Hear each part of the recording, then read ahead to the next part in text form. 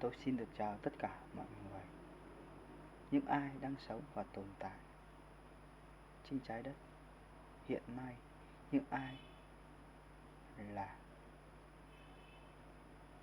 sự tồn tại của tình yêu trên trái đất. Tôi xin được phân tích, tuyên bố một cách ngắn gọn, dễ hiểu về tình hình của thế giới hiện nay và tương lai của nhân loại với chủ đề tình yêu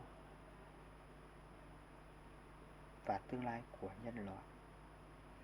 Tình yêu như chúng ta đã hiểu là tình yêu tương đối, hướng đến tình yêu tuyệt đối thông qua con đường của không gian và thời gian bằng những phương tiện còn là khoa học, triết học và thần học.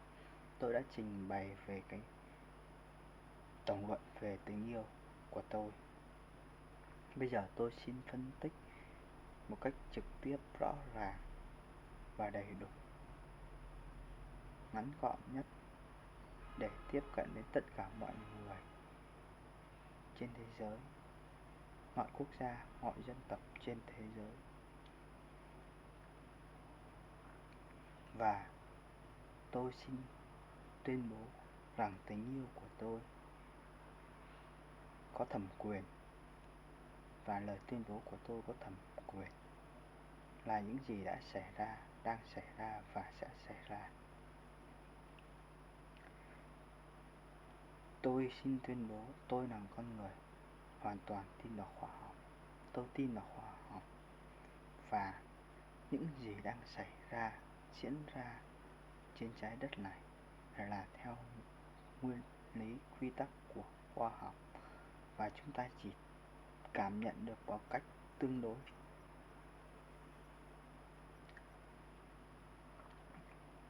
Và chúng ta thừa hiểu đó là khoa học tương đối. Nhưng chúng ta hãy đặt đó làm tuyệt đối thì tự vì chúng ta đang sống ở trong không gian 3 chiều, không gian của trái đất này, và chúng ta đang sống ở trong không gian con người. Tôi phải cay đắng nhận xét rằng thế giới chúng ta đang đi vào lối mòn, đang đi vào ngõ cụt và đang đi vào sự hủy diệt, mà bản án đó là do chính con người gây ra. Chiến tranh, dịch bệnh và thiên tai đã đến và sẽ xảy ra rất mạnh mẽ, mang tính hủy diệt. Và tôi đã đề cập tới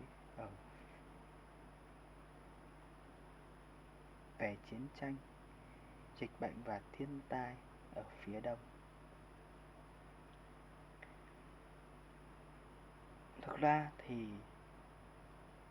thiên tai lúc nào cũng có, dịch bệnh lúc nào cũng có, và chiến tranh lúc nào cũng có.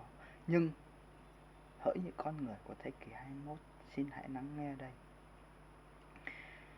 Vào những năm 2020 đã bước vào một kỷ nguyên mới, đã bước vào một cái giai đoạn mới, và giai đoạn này là giai đoạn của sự bất ổn,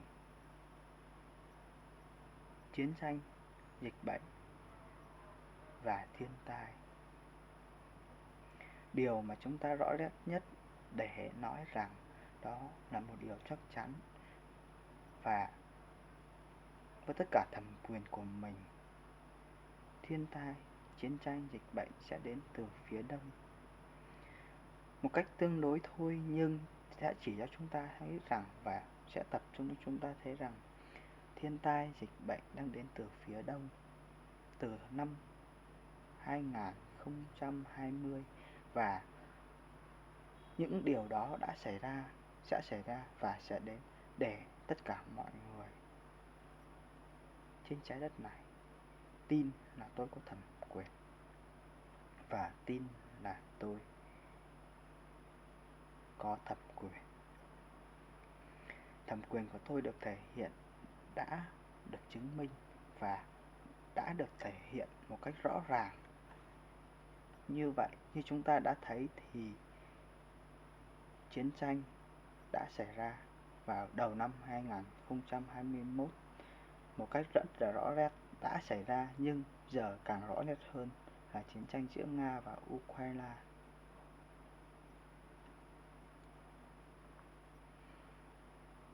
Và cái cuộc chiến này đã làm cho tôi thức tỉnh, và có lẽ là làm cho tất cả nhân loại chúng ta thức tỉnh.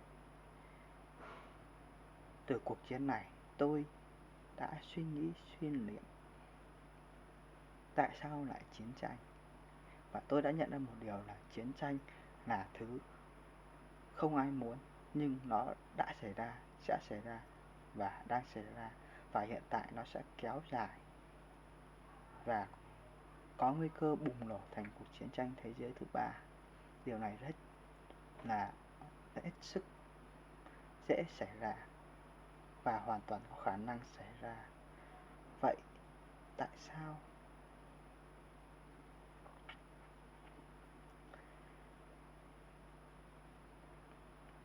dịch bệnh lại hoành hành và thiên tai lại hoành hành?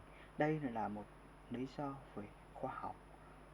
Dịch bệnh và thiên tai chúng ta có thể hạn chế xảy ra nhưng không thể tránh khỏi. Nhưng chiến tranh là điều chúng ta hoàn toàn có thể tránh được.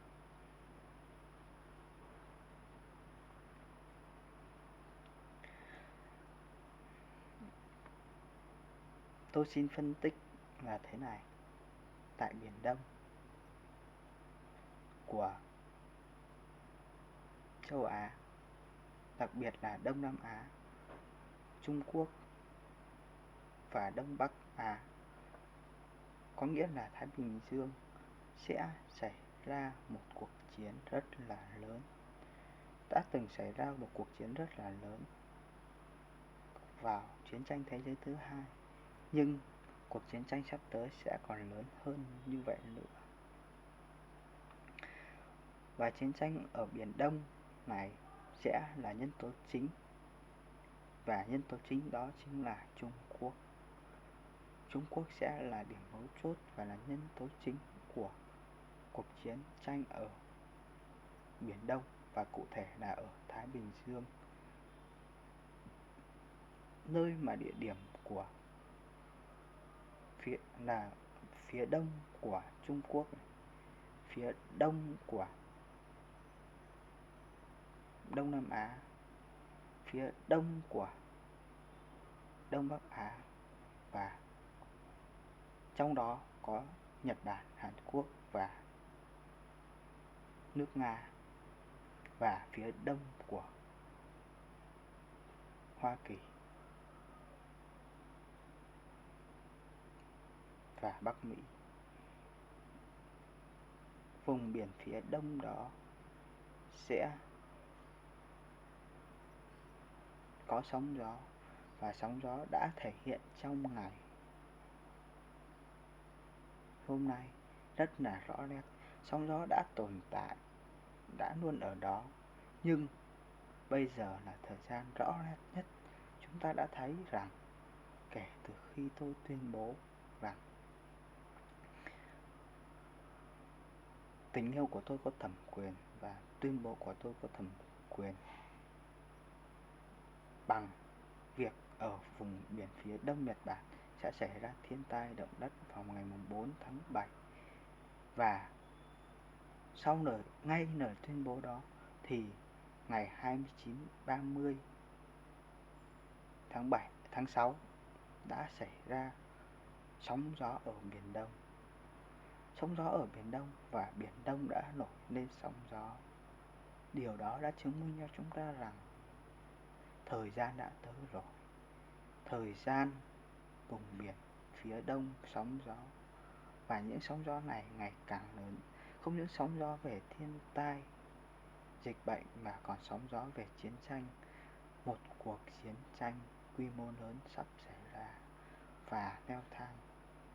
Cuộc chiến này có thể là cuộc chiến tranh thế giới thứ ba nếu chúng ta không ngăn chặn bằng tình yêu, trí tuệ, bằng khoa học, bằng triết học, thần học, quy hướng về thần tình yêu tuyệt đối.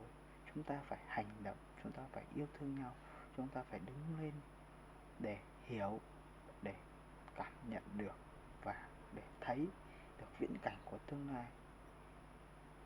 Một tương lai mà nằm trong chính bàn tay của chúng ta. Một tương lai mà chúng ta mà vô tâm, vô tư, chúng ta sẽ bị hủy diệt cùng nhau bằng một cuộc chiến tranh thế giới thứ ba, và không có cơ hội để nói lời hối hận. Chúng ta phải hành động ngay bây giờ, và chúng ta phải hành động vì tình yêu, vì tương lai của nhân loại. Hành động vì tình yêu